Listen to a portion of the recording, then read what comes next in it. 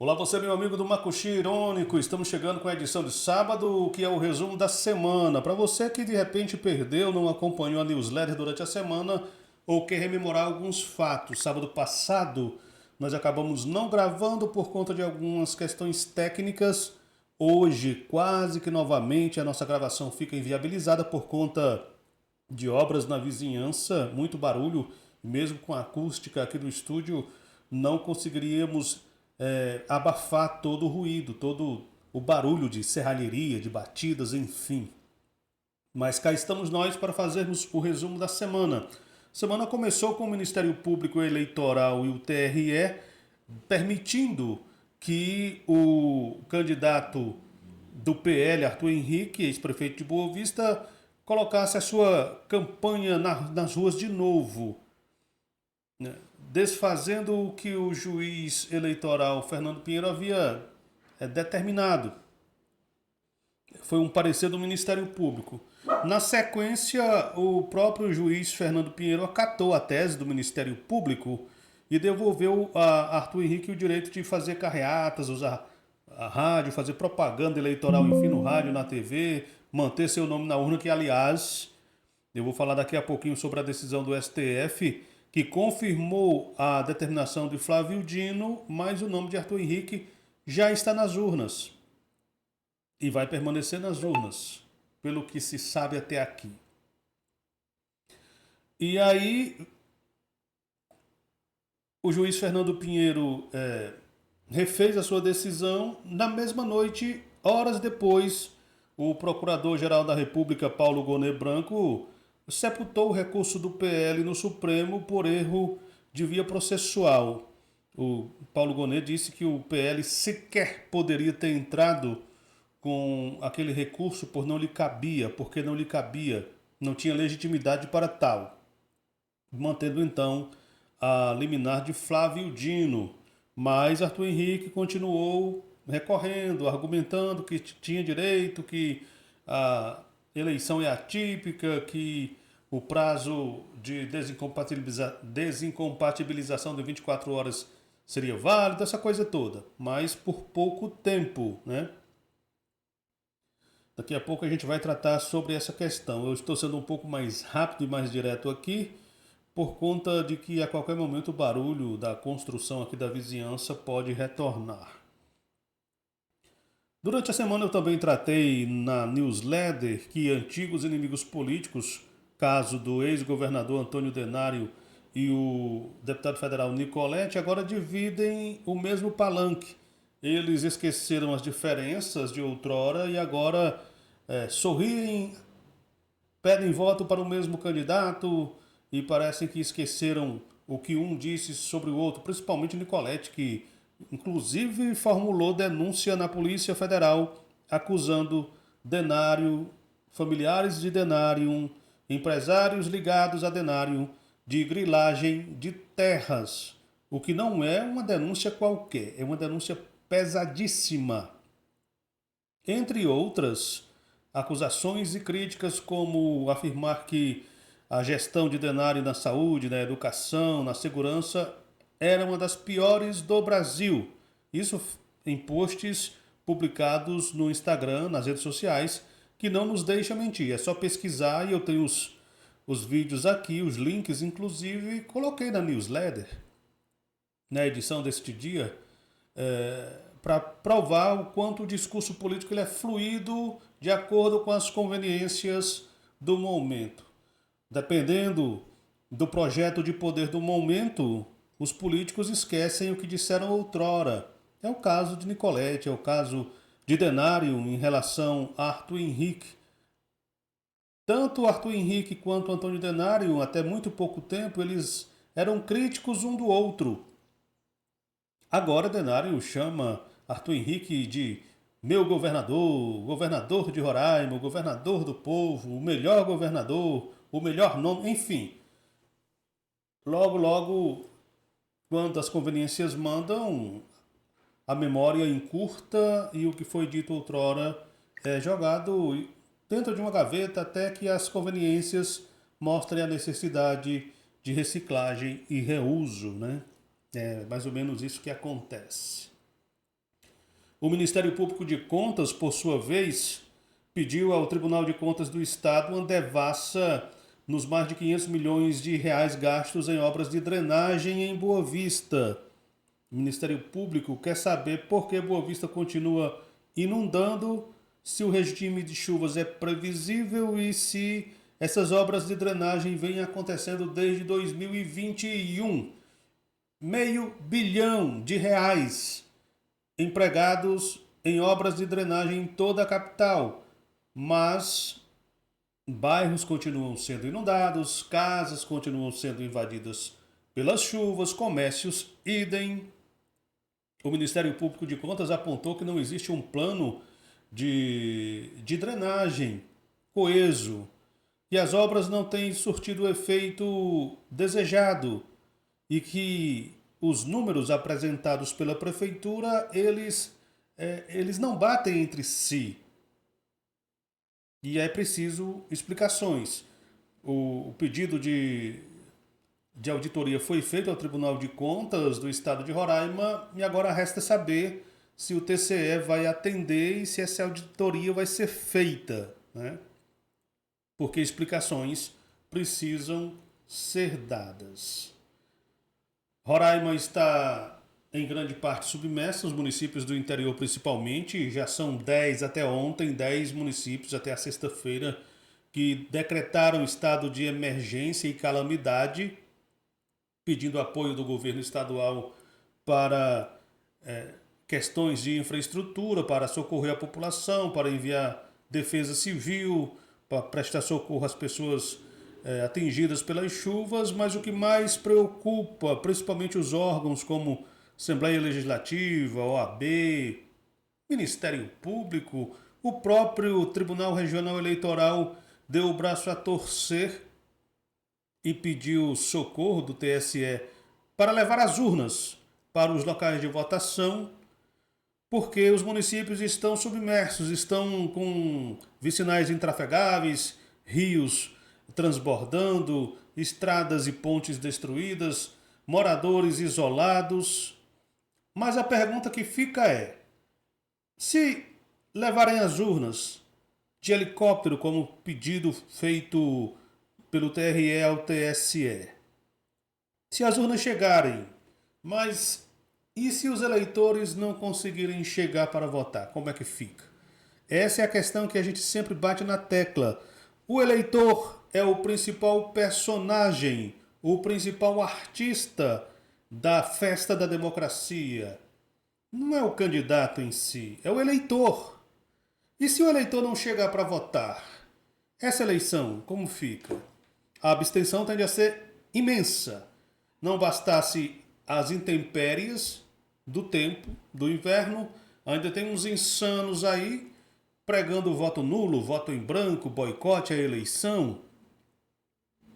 O TRE, de sua parte, sabia que no mês de junho chove intensamente em Roraima e que chovendo intensamente em Roraima, como acontece todos os anos, os municípios como Caracaraí, Bonfim, Normandia, Uiramutã, Cantá, entre outros, ficam com grande parte do seu território submerso, mas mesmo assim sinalizou para o TSE, o Tribunal Superior Eleitoral, que teria condições de realizar a eleição suplementar de forma direta. Essa eleição suplementar, que já é uma novela mexicana, daquelas dramáticas, cheia de choros e ranger de dentes desde o começo, tende a se transformar numa tragédia anunciada. Preste atenção no que eu estou dizendo. Com a decisão de ontem do STF por maioria, considerando que Arthur Henrique não tem condições de disputar a eleição, mas que o nome do Arthur vai permanecer na urna, causando confusão no eleitor, digamos que, por algum motivo, uma massa maior de pessoas decida apertar o botão no Arthur, que não é candidato válido. Não é candidato válido. Aí Arthur, que não tem condições de disputar a eleição, mas continua com o nome na urna, vai acionar a justiça para ter direito de ser considerado governador. Numa eleição relâmpago tampão como essa, já atropelada desde o começo, com candidaturas que não deviam ter sido postas, mas foram, caso do Arthur Henrique. Poderemos ter aí mais um daqueles processos dolorosos de chuvas de recursos que vão fazer com que chegue a eleição de outubro, chegue o final do ano e nós não tenhamos um desfecho da eleição suplementar. É fato também que Soldado Sampaio está aí nas ruas fazendo campanha, levando e arrastando multidões, se reunindo com todos os segmentos, cultura, saúde, educação, segurança pública. Então o TRE pediu ajuda ao TSE para levar as urnas para 21 localidades de difícil acesso, onde as estradas já estão danificadas pelas chuvas, onde as inundações estão acontecendo, porque está chovendo muito no estado. Essa eleição tende a ficar bem complicada mais do que já está. Além das questões de infraestrutura e de logística, tem as questões processuais, as questões de recursos de candidatos, de situações como a do Arthur Henrique, que quer porque quer disputar a eleição, mesmo com a legislação dizendo que ele não pode. E com o STF tendo decidido ontem, por 3 votos, né, por maioria dos membros da turma, que Arthur Henrique, de fato, não reúne as condições necessárias para disputar a eleição. Dino manteve o seu voto, o Cristiano Zanin, votou com o Dino e também o ministro Alexandre de Moraes. Faltou só a ministra Carmen Lúcia, que tem até o dia 19 para concluir o julgamento e manifestar o seu voto. 19 de junho, 2 dias antes da eleição. Você vai perceber na edição desse vídeo, que não seria editado, mas vai ser agora, que houve um corte por conta de uma ligação que eu recebi agora há pouco. Bom, e o governador interino Soldado Sampaio tem estendido a mão aí para os prefeitos, para os municípios que estão submersos, que estão embaixo d'água.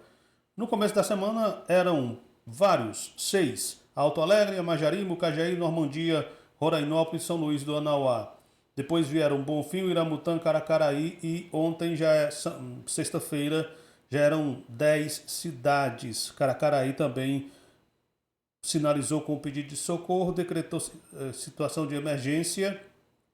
Aliás, Caracaraí, que todos os anos tem a sua população atingida pelas chuvas de forma muito intensa quando o inverno é muito rigoroso. Então, temos aí, hoje, talvez mais, mas até a sexta-feira, dia 12 de junho, 10 municípios em situação de emergência. E na área da segurança pública, um relatório bombástico do Mecanismo Nacional de Combate à Tortura destruiu aquela narrativa de que estava tudo às mil maravilhas no sistema penitenciário de Roraima. Numa vistoria feita em 2025, na gestão de Antônio Denário, é bom que se diga, foram detectadas muitas situações problemáticas, denunciando 169% de superlotação, esgoto a céu aberto, violência térmica, porque os presos são confinados numa cela que tem capacidade, digamos, para 8, tem 20, com portas de ferro, com apenas uma abertura por onde passa a marmita, o que foi chamado de masmorra do Monte Cristo, foi chamado de violência térmica, foi o termo cunhado no relatório, violência térmica. Então, durante a gestão de Antônio Denário, se dizia que a situação na penitenciária de Monte Cristo estava tudo ok, de fato não tinham sido registradas fugas, mortes e etc., mas a situação lá dentro era vexatória, na verdade desumana para os reeducandos, para os detentos que estavam lá, sob a tutela do Estado, e mesmo tendo cometido crimes, precisam ser tratados e devem ser tratados com dignidade. Não num presídio onde se constata que a situação é de uma masmorra quase medieval, como diz, repito, o relatório do Mecanismo Nacional de Combate à Tortura. Já na quinta-feira, sexta-feira, Arthur Henrique foi para a televisão na quinta prometer que vai montar um gabinete dentro do Hospital Geral de Roraima para fiscalizar insumos e contratos pessoalmente. Seria um gabinete de gestão permanente dentro do HGR, como se ele fosse morar lá. É uma proposta até bonitinha, que causa impacto, mas que ao longo do tempo ela não se sustenta, porque o gestor ele não vai passar esse tempo todo, gestor nenhum vai despachar o tempo inteiro de dentro do hospital. Ele mesmo, o gestor. Ele vai lá alguns dias, faz aquelas imagens para mídia, para propaganda institucional, se acontecesse, e depois vai cuidar da sua vida de gestor. É uma proposta para inglês ver, para chamar atenção, para tentar atrair votos e tal, mesmo é bom sempre repetir, estando em desacordo com a legislação eleitoral. Eu falo a candidatura de Arthur Henrique, escutem, ouçam, os barulhos estão começando. O Tribunal Regional Eleitoral de Roraima voltou a discutir o recurso do vereador David Carneiro, cassado por compra de votos, após ser flagrado pela PF com armas, dinheiro e um bilhete clássico de eleitor cobrando sacas de cimento. Ele está cassado, está recorrendo, quer ficar no mandato, mas tudo depõe contra o vereador David Carneiro. Um dos acontecimentos políticos mais interessantes da semana foi o afastamento, o anúncio de afastamento do vereador Ítalo Otávio, do Republicanos, da Câmara Municipal de Boa Vista, para que o ex-vereador e ex-deputado federal Renato Queiroz assumisse. Foi uma troca, eu chamo de troca técnica, porque Ítalo Otávio é o melhor vereador dessa atual legislatura em Boa Vista, aqui na capital, e Renato Queiroz foi o melhor vereador da sua legislatura ao seu tempo. Então é uma troca técnica do Republicanos, porque o Ítalo Otávio, agora ex-vereador ou vereador licenciado, vai se dedicar à construção da sua pré-candidatura a deputado federal. Aliás, dos nomes que vão surgir aí, é um dos bons nomes para esse cargo, até porque essa bancada federal atual, cá para nós, deixou muito a desejar. Tem deixado muito a desejar. E, por fim, a decisão do STF, né, que coloca mais uma pá de nebulosidade na eleição suplementar. Já falei aqui rapidamente agora há pouco, vou repetir. Os ministros do Tribunal Superior, do Supremo Tribunal Federal, decidiram que Arthur Henrique não tem condições legais, do ponto de vista da legislação eleitoral, de disputar a eleição suplementar para o governo tampão de Roraima, para o governo provisório, dada a regra, a barreira da desincompatibilização. Aquela regrinha marota criada pelo TRE não vale, porque ela não pode se sobrepor à legislação federal eleitoral. E aí, Flávio Dino mandou o TRE seguir as regras gerais das eleições. O TRE voltou atrás. E aí, a candidatura de Arthur Henrique ficou inviabilizada, mas ele recorreu. O Ministério Público Eleitoral, não sei por que cargas d'água, defendeu o direito de Arthur Henrique disputar a eleição na condição de subjúdice. Disse que ele tem esse direito. O juiz Fernando Pinheiro voltou atrás na sua decisão de barrar a candidatura de Arthur Henrique, atendendo a essa observação, a esse pedido do Ministério Público Eleitoral. Para horas depois, ou minutos depois, o Procurador-Geral da República, Paulo Gonet, implodir o recurso do PL, dizendo que ele sequer poderia apresentar o recurso porque não tem legitimidade para tal. E aí ontem, sexta-feira, os ministros Flávio Dino, Cristiano Zanin e Alexandre de Moraes confirmaram que com seu voto que Arthur Henrique, de fato, está fora do jogo, não tem condições legais de disputar o pleito suplementar. Arthur Henrique é um bom nome, é um nome apto para disputar as eleições gerais de outubro. E aí ninguém contesta absolutamente nada quanto a isso. É um direito, é um político em ascensão, ex-prefeito de Boa Vista e etc e tal. Mas para a eleição suplementar, meu caro Arthur Henrique, você não tem condições do ponto de vista legal. Tem algumas coisas que é preciso se resignar e aceitar. O Supremo Tribunal Federal diz que você, Arthur Henrique, não tem condições de disputar a eleição suplementar para o governo provisório de Roraima. Persistir nisso é pensar menos na população e mais no próprio umbigo. É pensar apenas num projeto de poder particular, pessoal, do seu grupo e tumultuar um processo eleitoral que já nasceu tumultuado por conta da situação.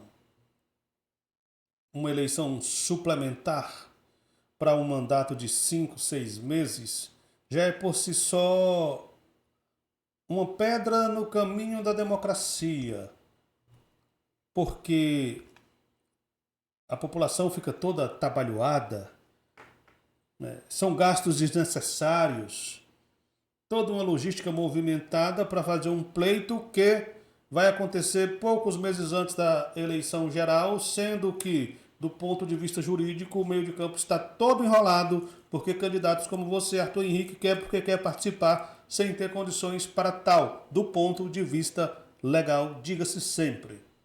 E aí não sou eu, Luiz Valério, que estou dizendo, é a legislação que aponta isso, que crava isso, confirmada agora pelo Supremo Tribunal Federal. É uma situação que, persistindo com o nome de Arthur Henrique na urna, teremos aí, aguardem para ver, o tamanho da confusão, inclusive confusão na mente, na interpretação dos eleitores, confusão porque isso vai abrir brecha, espaço para mais questionamentos judiciais, mais ações na justiça, num pleito relâmpago como esse. Mas é o que a justiça brasileira nos traz, inclusive a justiça e principalmente a justiça eleitoral.